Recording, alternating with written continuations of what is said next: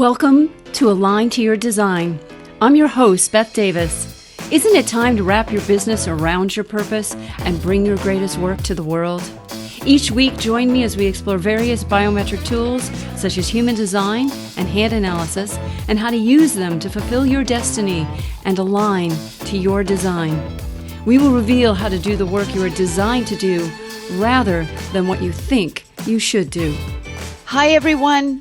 Baeth Davis here. You are listening to the Align to Your Design podcast, and I am so excited about our guest today. She is a very innovative, creative, and positive thinker and implementer when it comes to creating business success, and not just success in a general sense, but making leaps in your business. So I'm going to introduce our guest in just a moment.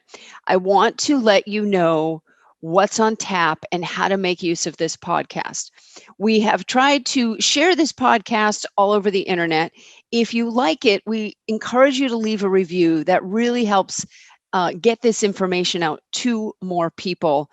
And please share it with anyone you think would benefit. We so appreciate it.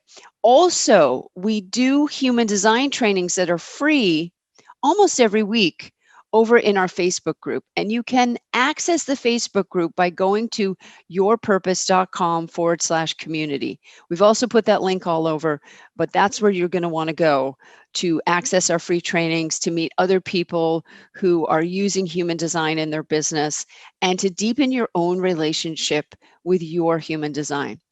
What we do here at the Align to Your Design podcast is I interview people who I feel are living their design. They are aligned to their design now. Yes, there's always room for improvement. And they're on purpose. They're on purpose so that you can experience the feel, the vibration, the sensory experience of encountering a person who's really happy with their life, who's really and truly fulfilled. So that's how I choose my guests. Occasionally, I may bring someone on who's not feeling on purpose, and then we can do a purpose makeover. Today's show, however, is with my wonderful, wonderful guest, Kim Kaase, and she is the principal of Leap Business Coaching. She's a professional business coach, and what she does is she helps small business owners double and triple their revenue in record time. Kim's clients seek her out when they're at the peak of frustration in their businesses, and they're often ready to throw in the towel. However, through their work with Kim, they quickly focus on simple strategies to get their business back on track so that they can double or triple their revenue while falling back in love with their business. Kim's corporate background includes creating breakthrough sales results, which of course melds perfectly with her coaching career. As a vice president of sales, Kim led sales and sales support teams to grow a company from 14 million in revenue to 40 million in revenue in 4 years, which is absolutely astounding. Kim also owns an ice cream company with her husband, Chef Steve, where she serves as the brand manager and chief tasting officer. And with that, let us bring on our wonderful guest, Kim Kaase. Kim, welcome to Align to Your Design. Thank you. Thank you. I love my title as Chief Tasting Officer. That might be my favorite role that I actually have in my life. When I read that, I envied that role. Yeah. I wish I could be a Chief Tasting Officer of ice cream. I love it. I might be the only Chief Tasting Officer in the US. I'm not sure. Yeah, you might. You absolutely might. So it is such a joy to have you here. Thank you for coming on the show. Oh, thank you for inviting me. I've been really looking forward to this. Yeah, I'm really happy to have you here. So I've got some questions for you. Let's just dive in. I think what you're about to share is going to be really, really powerful for our listeners. So what do you think is the biggest problem that shows up for the small business owners you work with? What's the biggest problem that you see? Yeah, it's such a good question. So I tend to work with people who are offline businesses. They tend to have professional services sort of background. So I work with people a lot who are providing really high level services to other businesses. So think commercial real estate, architecture and design, engineering, people who have high level services that they are selling to other people. And most of these business owners, so this is out in the real world, so to speak. Mm-hmm. I do some work online, but really the focus is these business owners that I help offline. And they have started their business because they are highly skilled in their field. They are experts at what they do. They've probably gotten to a point in their life where they just knew working for someone else was limiting them. So they've started off on their own business, and they're in that 5 to 10 years, sometimes 15 to 20 when they come to me at this peak of frustration, like you mentioned.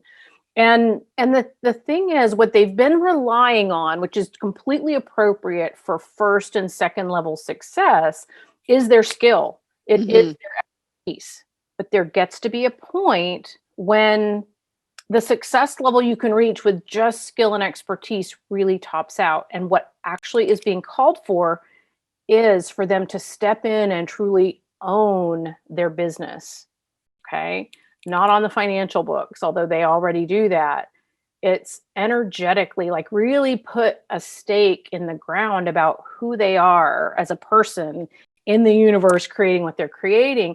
And that shift is massive for people. It causes, when they're able to do that through working with me, they are able to step in, change the energy of their business like this, and really skyrocket their results. And I'll give you an example. Yes, please do. One of my clients last year, 2020, during the pandemic, he's a commercial real estate broker, again, started his own firm about 6 years ago, and had really topped out at a little over $500,000 in revenue, and had that, and that's a great amount of revenue, by the way, like that, there's nothing to sneeze at. But he called me in April and said, Kim, I want to quadruple it this year, And I thought, wow, really? Like, at first, what? Okay, you're serious about this. You know what's going on in the world, right? He said, yeah, but this is the year to do it. This is the year I go big. I said, great. So I'm on board for that. So he hired me to help with that. And one of the things, it's interesting that he was being advised by, the people around him. Our people love us. They try to keep us, safe and protected and give us advice, but they don't always give us the best advice. And so, a couple people in his life were telling him, like, and because he's kind of he likes flashy things. He likes lots of cars and boats and this sort of thing. And that's part of who he is. And he was being told in his life to tone that down. Okay. And I said, as I often do, give unconventional wisdom, like, hey, this is who you are, that you like those things. There's nothing wrong with liking those things, and nothing wrong with flaunting it if that's who you are. And I sense that is who you are. Nothing wrong with it. Own it. Own that. Okay. So that was one of those energetic things, right? And he did. He started owning it, and like not being sorry about it, and not being, and he got to his goal in 7 months, but he got 5x of his revenue in 7 months. Now, we did other things too, obviously, but like that was a huge one, because when we're in resistance to a part of ourselves, it dampens our results, and it's so hard to see on our own. That's an extraordinary example. Really, when I think about people who like stuff, I mean, I'm not a real stuff person, but there are people that like their cars and like their boats. I always think how great, because it contributes to the economy. Every car they buy is putting money back into the economy. It's just higher ticket purchases. Exactly. We could go on a whole lot of great stuff in the world too, by the way. I think that's more a class thing, don't you think? And a conditioning thing to not be too successful. Don't be too flashy. Don't show other people up who maybe aren't as motivated. Right. Like people really filter themselves, because part of his story, and he's actually told this in my Facebook group, so I'm okay telling this, is part of his story also, way before the cars and the boats and the the stuff which he loves, was him living in the basement of a church with a grocery bag full of clothes, and that's all he had. Okay, so like people are much more comfortable with that story. That's right. And hey, here's my success. But all of it, we got to own all of it. And that again, when we're in resistance to something of who we are, it's going to dampen our results in the universe, because our energy is, it's like throwing a bucket of water on a fire. Mm-hmm. Right. So, and again, it's really hard to do that on our own. Like, we can't see our own stuff. It's like that. It's hard to see. Yeah, totally. Which leads into my question. Why don't the ways that most entrepreneurs and business owners try to solve their problems not work? Yeah. It's not that they're using bad strategies or bad ideas. Like, this person that I'm talking about came to me, and he was overwhelmed, and like what he was really looking for more was a plan and accountability. Like, a lot of people, they want a plan and then they want accountability to the plan. And what I know is, if we don't clean up the places where we're out of alignment, the plan and the accountability are only moderately successful. It's not that they don't work at all. I'm not suggesting that it's all one thing, but it's when you put a strategy, a plan, accountability on top of who you are and who you're meant to express yourself as in the world. That's huge. And if you try to put a plan and strategy on top of you not really being who you are, hiding parts of yourself, you not accepting even parts of yourself, right? Like, that's, people really struggle with that. Any plan and strategy, any accountability is just going to be very incremental successfully versus exponential, which is what tends to happen in my world.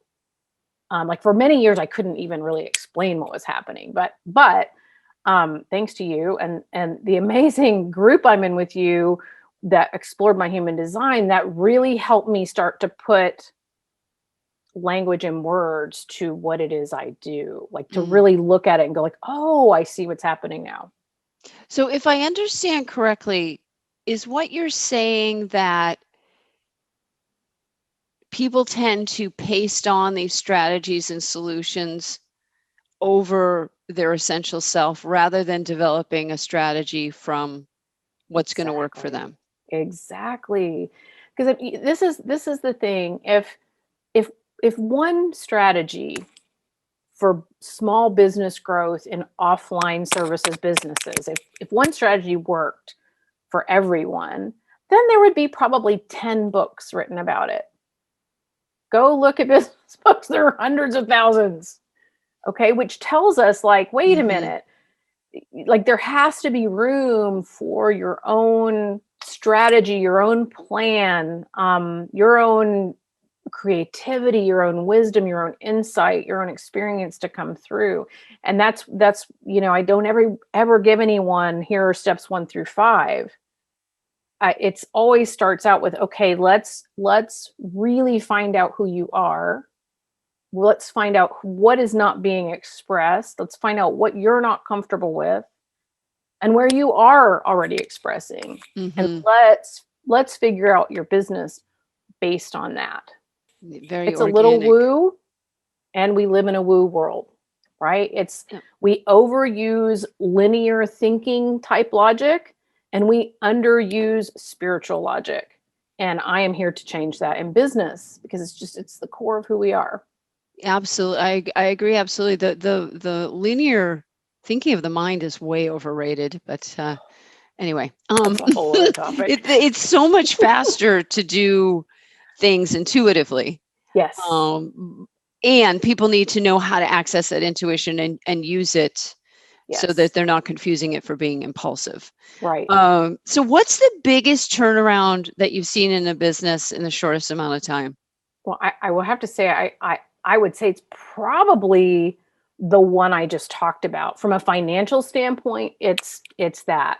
But I will say, like, even like, because in a pandemic year, 7 months, 5x revenue, I couldn't see that coming at all. Even though I see miracles in my business every day, that went even like, whoa, that's big.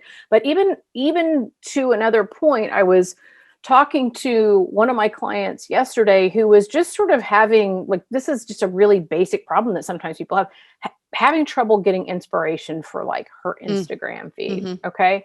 And the talk that I had with her in 5 to 10 minutes was like, okay, if it's feeling like trouble with you, all I know is that you're not tapped into yourself. Like, That's it. Because Right. like who we are always wants to come through. There's always inspiration there. So we kind of click that in. It's not about what your audience wants to hear. It's much more about what wants to come through you. And then your people will come out of the woodwork. I got a text from her this morning. She goes, "Oh my gosh, I just completed 12 tiles for my Instagram all in less than 30 minutes." That's what you're talking about. So Yep. that's a huge turnaround, right? Yes. That's a little thing, but it's speaking to something much bigger, that when we tap into what's already there, right? That essence of who we are, that's the most efficient and effective way to do business It and really life, of is. course, right? It reminds me of that Jim Rohn quote, big doors swing on little hinges.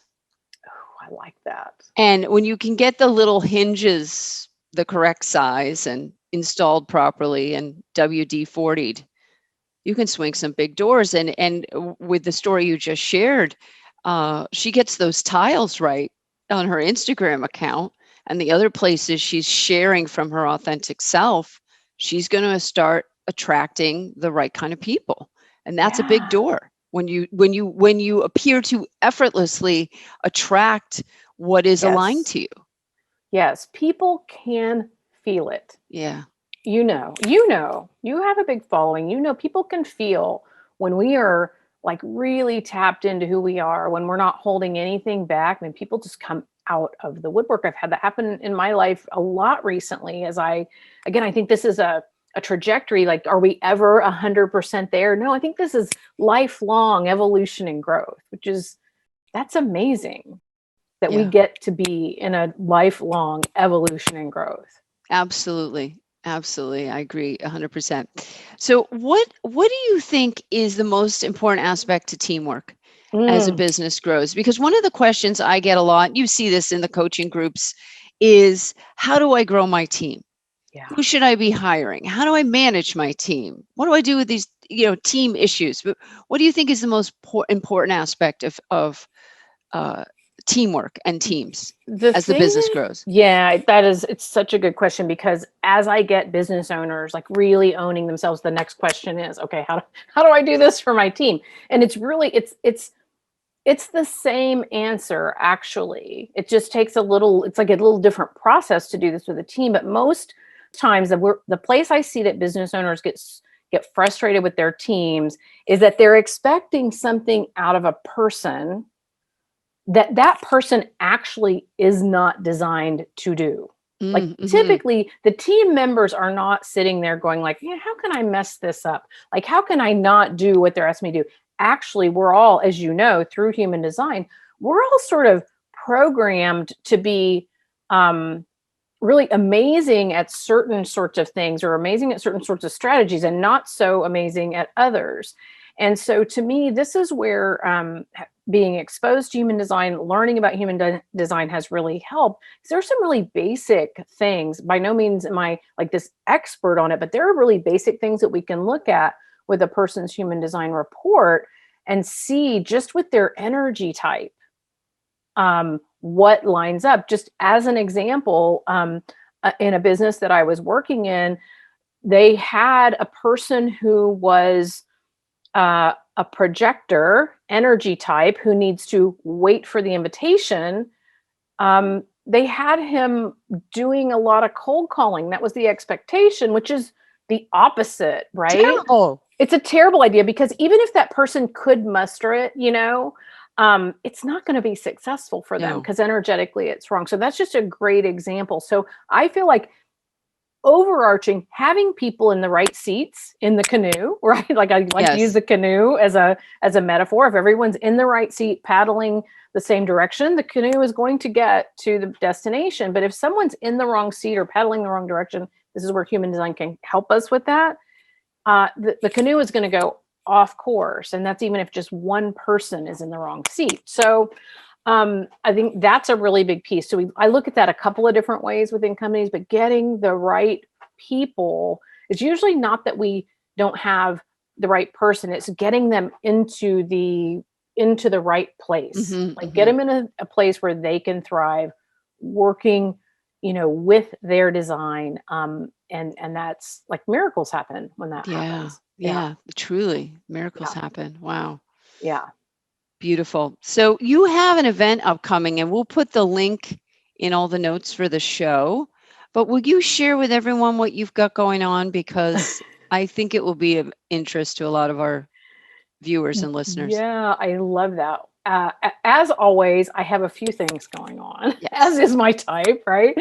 So I have something coming up on May 5th where I'm going to do a webinar about what I was just now talking to you about, which is teams in alignment, right? Like I'm really Great. going to talk about some of the strategic ways to like understand your team and get them into alignment. And I'm going to do that on May 5th. And it's actually going to be like a Zoom webinar. And I'm really looking forward to that because this is something that I've been working with in the small businesses that I'm working in, and it changes dynamics immediately. And I haven't really spoken a lot about it publicly yet. So I'm really excited to sort of roll that out in May. And then of course, for I know we have solopreneurs in the audience and people who are not as far along in their business. I do some fantastic work in my Facebook group, Focused Yeah. Fortune, where I do go live and teach every Tuesday. And yeah, we had a great conversation this week about inspired action, and we have lots of great things coming up in there as well. So Wonderful. Wonderful. We'll be sure to give out the links to your training and to your awesome. Facebook group so people can get more Kim Yay, I and more love of it. your wisdom. I So with love that, it. what we love to do towards the end of our show is look at the human design chart of our guest. So I'm going to bring up your chart, Wonderful. and we'll have a little look here. And we did discuss a question, so this will make it very streamlined. Okay, do you see it on the screen? I see it. Okay, wonderful. Wonderful. So for those of you new to human design, because you may have not been following the show, this may be the very first episode of Aligned to Your Design you've even heard. What you're looking at in the center of this image is the body graph. And there's 9 centers, 64 gates, 36 channels. To the right, we have your basic astrological chart from your time, date, and location of birth. And then the design side is information from 88 days before you're born.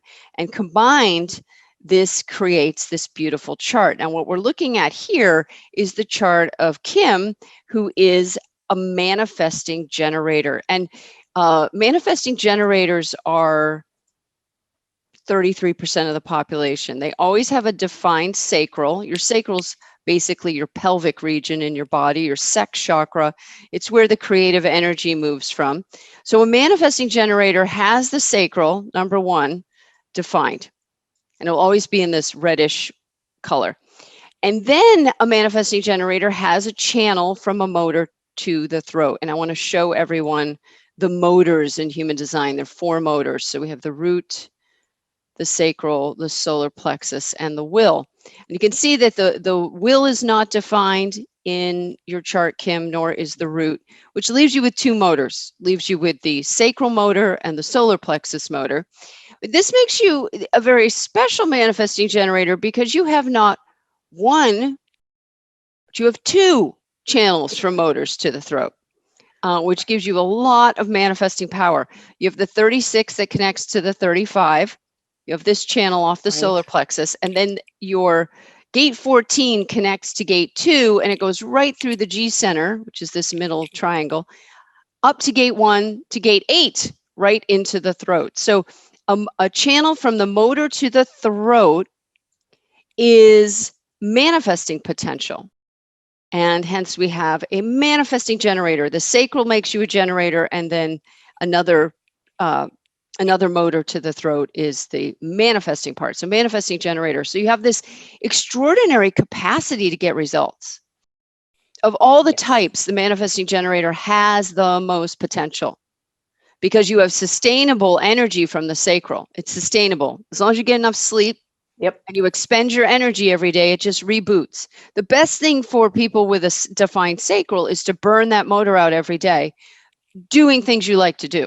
Yes. That's the key thing. Clearly. Because otherwise you'll quit or you'll get sick or go into burnout. We want to avoid that. But when someone is, as you described, yourself, your clients are happily doing what they want to do, this has staying power. Um, so that's the staying power of the sacral. And then you have these wonderful connections up to the throat that let you manifest by sharing your ideas. Which leads me to what we're going to chat about for a moment today. For everyone listening, I asked Kim at the beginning, right before our interview, what should we talk about? And Kim said, how about gate 11? So Kim, let's talk about gate 11. Let's talk about All gate right, so 11. gate 11's up here. It comes off this green triangle called the ajna, which is essentially your neocortex. It's this part of the brain. This upper triangle is the rest of the brain. So we have the front part of the brain, the neocortex, and then the rest of the brain up here. So gate 11 is the gate of ideas. It represents ideas. It makes sense off the neocortex. That's where ideas arise. It's one of the aspects that sets humans apart from other living creatures on this planet. And your gate 11 happens to be in red, which means it's coming from the design side. So you have 11.4 in your earth position. That's earth. And Richard Rudd, who is a human design teacher, describes the design earth as our core genius. Mm. So your core genius happens to be ideas. Yes.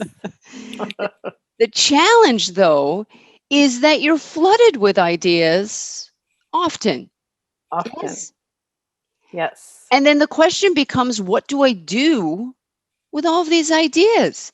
So the first thing to remember is mostly the ideas are not for you. Right. With gate 11. Some of them will be, but you'll have to wait over time to see. Yes. A lot of the ideas are just coming through. They're just coming through. And those ideas are for your clients, your family, right. Friends. And so it's very good to have a system to collect and organize these ideas. Do you have a system for that? I don't have a system. I have about a jillion notebooks. And I realized recently, I have so many amazing ideas. I don't want to get rid of my notebooks, but I really realized I need a system. I need a system. So I think I'm going to try a note card system so that I can go through my notebooks, put all these different ideas on individual note cards. I can even probably categorize them if I get really fancy, and then keep them in one place because they do feel scattered. And I feel like I'm probably sitting on gold, not only for myself, but for my clients, for my other business. But it can all be very overwhelming when I start to think about all the ideas. Yeah, absolutely. And you can even put them in a software if you have Slack or Teamwork or Monday, because then you can search for your ideas. That's a really good idea. So put them in a place where you have a search function so you can find them on command, because, my thought is, even if you index them, which is a good idea to start, like maybe start with the index, you might forget what the title is. Right. But you would remember the keynote words, which you could search for. That's a really good idea. I tend to be kind of old school with how I do things. I'm a fine arts major from way back, right? Because that was the only way to get a design degree back in the day. So I tend to like, papers and pens, that sort of thing. However, technology could really be my friend. I mean, you could have both. I mean, I would probably recommend having both, because the index system lets you jot it down as it occurs to you and store it somewhere in the event it doesn't make it into some kind of software technology. So you've got system redundancy. Yeah, I love that. With all of your wonderful, that's such a good idea. Wonderful ideas. And it's there's 6 lines in human design. So every gate always has a line number after it. Don't worry about this third number here for today's purposes, everyone. But you'll notice the numbers after the decimal point on the right of the decimal point never go higher than 6. And line 4 is finding opportunity. It's about networking. It's about building community. And it's also about sales. So your ideas, a lot of your ideas are about how to increase sales. Absolutely. It's just how I'm wired. It's interesting because my path, it's almost like that path of sales and using ideas to sell just drew me because my background is commercial interior design. Like I practiced commercial interior design for 12, 15 years, and then ended up at a company where I was VP of sales with no sales experience, and Yeah. but used my intuition to figure out how to sell because I didn't know how to sell as a skill. But now I see, sure I did. I really Yeah. actually did the whole time. But it's kind of interesting how I ended up in that role. And then that's a lot of what I help people with because the core of any business is a strong sales system. Absolutely. So yeah, so the key for you is to notice the pressure to fulfill the ideas and resist that pressure to fulfill those ideas, but rather to track the ideas and store the ideas for when the time is right to use them. And not all of the ideas will be used. Right. How do you think we know when the right time is? Like, how do you tap into that? Well, as a manifesting generator, you'll be asked. Mm. Someone will ask you. Oh, Or you'll get a sign. You'll see a billboard or you'll hear something on the radio or you'll see a video or there'll be something for you to respond to. But mostly someone will ask you, hey, can you help me with this? Or, gee, Kim, do you have any ideas about XYZ? yeah. You say, well, you're That in luck. happens to me I all the time. absolutely do. I sure do. I love it. Let me take you to my idea chamber I love where that. I have a whole room dedicated with ideas. Yeah. I So love that. it's resisting the pressure that you get an idea, you've got to manifest it. No, it's being sure to capture the ideas so that you don't lose them because you could forget them if you don't write them down, and then have them for when you're asked, knowing that many of the ideas will never be used. They're just ideas, right? Ideas are a dime a dozen. So it's remembering like there are tons of ideas. The ones that will bear fruit and be profitable are those that you deliver in response to something in your environment, preferably someone asking you. That's huge because that does happen to me. And then that's always very successful. And the ones where I kind of push an idea and don't wait on the timing, those never work. No, it doesn't work. So good. So before we wrap up, any final words of wisdom for Oh my everyone gosh. I today? think the biggest thing is like, and this is such a theme right now, is for anyone listening, the success for your business is closer than you think. But it's not in likely what you think it's in. It's in you being more of who you're designed to be. And the more you can bring that forth, the more your people will come out of the woodwork and find you in whatever way. And that's absolutely a theme in my life and in my clients' lives right now. So true. Thank you for that. Thank you for your time today. This has been wonderful. Oh, I've loved it. Thank you so much for having me on. You're welcome. Everyone, thanks for tuning in. This has been another episode of Line to Your Design, and we'll see you next time. Bye for now.